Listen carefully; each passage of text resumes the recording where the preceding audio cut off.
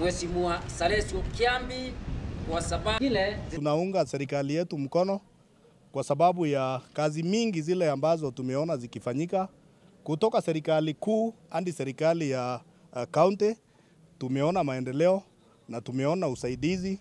Aswa siwezi sahau na vile Gavana Nguyo ametusaidia Mwangaza ikiwa inaenda na watu ambaye hatujui walikuwa wametoka wapi, lakini aliingilia kati na hiyo kesi ilikuwa Mwangaza ikaweza kuisha, na saa hii kama jamii ya watu wa Mwangaza tunafurahi sana kwa sababu ya hiyo. Sisi tunakusudia kukaa kwa serikali, tuunge serikali ile iko mkono, ni kwa ajili hiyo ndio iko na nafasi yetu kwa saizi.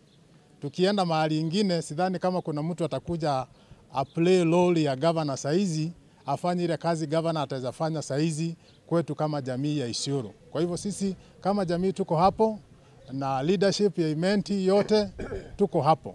Na ule ambaye ataweza kuwa nje pia tunamuomba akuje. For Meru community to unite and to attest that Meru is united under the government of the day led by Gavana Nguyo. Sisi hatuna fitina na tumeona ni vizuri tushirikiane pamoja.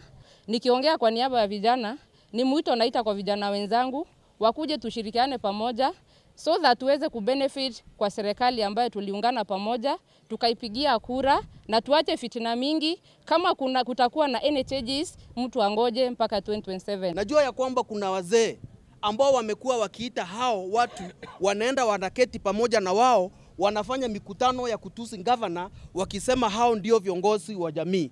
Nataka niambie wale wazee namna hii ya kwamba wale wanaita pale kutusi pamoja na wao governor kutoka leo sio viongozi wa Meru. Viongozi wa Meru wako hapa na wako katika hali ya kusupport na kushikana na serikali ya Gavana Nguyo.